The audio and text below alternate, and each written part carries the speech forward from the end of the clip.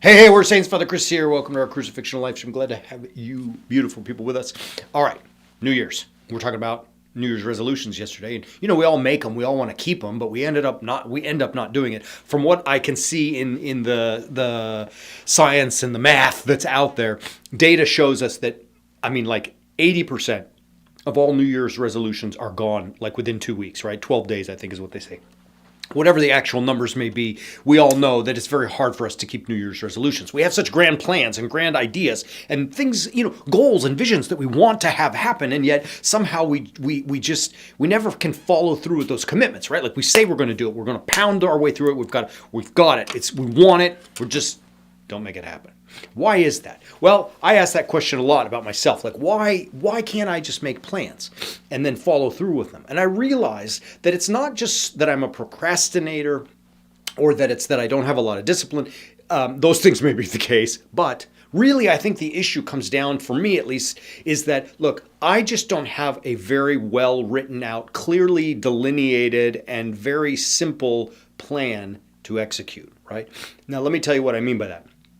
Have you ever found yourself like at the beginning of the day, and you're going to see where I'm going with all this when it comes to New Year's resolutions, but have you ever found yourself at the beginning of the day where you get to your workspace and you look on the desk and you're like, oh my gosh, there's 10 things that are here that need my attention. They're all important, and I don't know what I'm going to do, and I just kind of shuffle paper around. That's what I do. I move stuff around to make me feel like I'm doing something, right? And then I look at the list of all the things, and I found that, oh my gosh, this one's easier than that one. Let's do this one first. That way I'll get all the mundane out of the way, and then I can focus on the big stuff. And when I look at the end of the day, I look back and I'm like, I didn't focus on any big stuff. I didn't really focus on anything. I didn't really accomplish much. I didn't produce much, right? I wasn't very productive.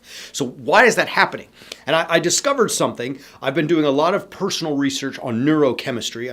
It's exciting to me, interesting right now. I'm fascinated by it. I'm learning about all the chemicals in the brains and all the brains, all this good stuff.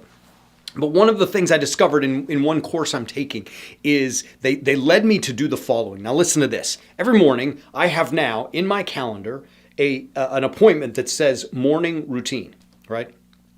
And that morning routine is always there. It's at the same time. I'm supposed to do these following things.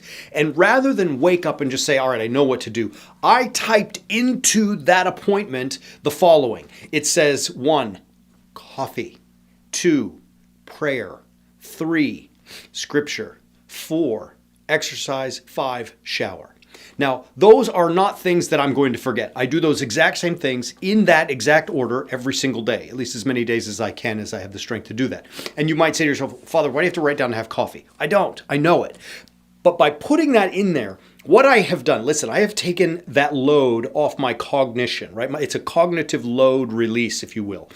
I know what I'm supposed to do, but now there's no question. And if I'm particularly tired or groggy that morning, I just click the appointment rather, and I see exactly what I'm supposed to do. And now I just execute. Does that make sense? So in some sense, I have become a slave to my calendar, right? I've become a slave to my calendar. I just execute what it says.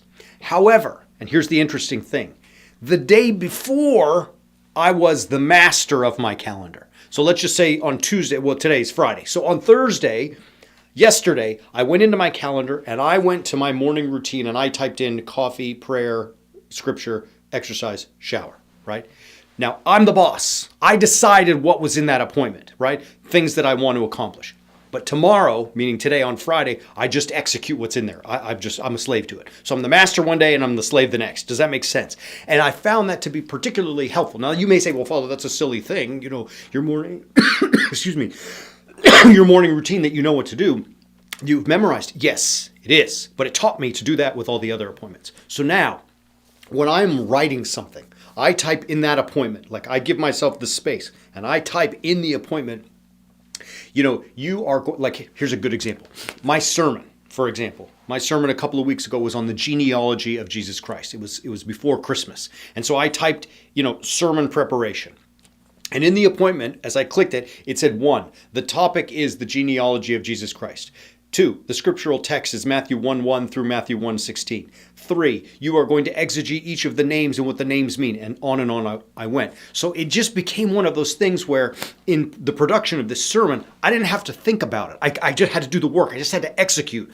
The night before, I wrote that list. The day of, I become a slave and do whatever it tells me. Now, why am I sharing all this with you? If you want to honor those New Year's resolutions and keep those goals, attain those goals that you've promised yourself you're going to do, you've got to be different. You can't just say, I'm going to lose weight. I'm going to start eating right. I'm going to make more money. I'm going to, right? You can't. It doesn't happen. You must become both a master and a slave. The day before, and perhaps the week before, the month before, and now we're learning even the year before, we become the masters of our calendars, right? Master the calendar, where you put in it what you want. And I'm telling you, you may say, all right, I get the idea, Father, but I don't need to do the morning routine. Do it. It's when you say that kind of stuff that you end up not doing it and things fall between the cracks. Does that make sense? Become the master of your calendar, at least for the next day, hopefully the next week, even better the month. And if you really want to be a master and level up, you go for the whole year. Master the calendar so that on the day of, you simply become the slave and execute what you have already decided for yourself to do. I'm telling you, I have found already in a short period of time, this is tremendously helpful. If you want to start getting those things, become the master so that you can become the slave. It works. All right, I will finish talking to you today. We will be back, however, on Sunday with Orthros and Liturgy, as we do every week at 9 and 10 a.m. respectively. And next week, we will be back with more live stream. Love you. Have a great weekend. Be safe. And as always, keep walking on the way of the warrior saint.